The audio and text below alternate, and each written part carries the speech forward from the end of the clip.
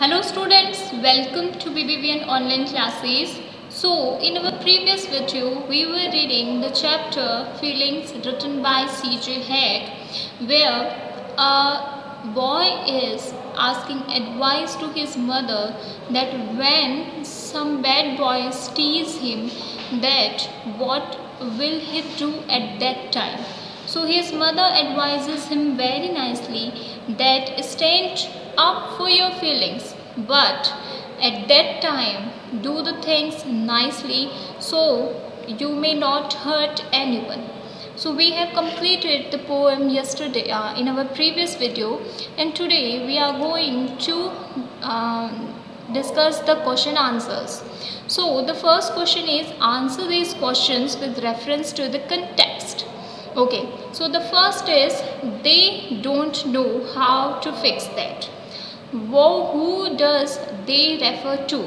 यहाँ पे जो सेंटेंस आया है यहाँ पर they किसके लिए यूज़ हुआ है? So they refers to the bullies who said stuff to hurt the narrator. So ये वाला जो they है वो वर्ड आया है उन बुलीज के लिए, उन लड़कों के लिए जो कि नरेटर को हर्ट करने वाली बातें कहते हैं. The second question is, what is that needs fixing? कि यहाँ पर किसको ज़रूरत है फिक्सिंग की, या क्या है that जिसको फिक्स करना है. So that refers to the feelings of anger and unhappiness that bullies have. तो फिक्स किस चीज़ को करना है? एंगर को, और अनहैप्पीनेस यानी जो वो खुश नहीं है दिल से उस चीज़ को. The third question is, why do they not know how to fix it? उन लोगों को पता क्यों नहीं है कि अपनी एंगर को और अनहैप्पीनेस को फिक्स कैसे करना है. So they do not know how to fix it because they are very angry deep down. जब तक आप में अंदर से गुस्सा भरा हुआ रहेगा आपको नहीं पता चलेगा कि आपको अपनी प्रॉब्लम्स को सॉल्व कैसे करना है. The fourth question is, what do they do when they can't fix it? कि वो जब लोग अपने एंगर को, अपनी अनहैप्पीनेस को ठीक नहीं कर पाते, फिक्स नहीं कर पाते, तो वो क्या करते हैं? When they cannot fix it, then they transfer their anger to someone they think is weaker than them. तो वो लोग क्या करते हैं कि वो अपने एंगर को ट्रांसफ़र करने के लिए ऐसे इंसान को ढूंढते हैं जो कि उनसे वीक हो. Then the B section is answer this questions. तो आपको जो है इनके आंसर्स देने हैं. First question, What kind of things do the children in the poem say? कि किस तरीके की बातें जो हैं वो बच्चे नरेटर से कहते हैं. The children in the poem say things that hurt the feelings of narrator. तो वो बच्चे ऐसी बातें कहते हैं जो कि नरेटर की फीलिंग को क्या करती हैं, हर्ट करती हैं. Then the second one is, why do the things said by the children hurt the speaker? जो चीज़ें उन बच्चों ने कही हैं वो स्पीकर को हर्ट क्यों करती हैं? The things the kids said hurt the speaker because they are not true. अगर आप किसी के बारे में सच बातें कहते हैं तो शायद वो हर्ट ना करे, लेकिन अगर वो लॉजिकली इनकरेक्ट है तो फिर वो क्या करती है, हर्ट करती है. The third thing is, what does the mother tell the child about happiness in stanza 3? Stanza 3 में मदर ने अपने बच्चे को हैप्पीनेस के बारे में क्या कहा है? So the mother tells the child that happiness grows much faster than anger. कि खुशी जो है वो गुस्से से ज़्यादा स्पीड से बढ़ती है.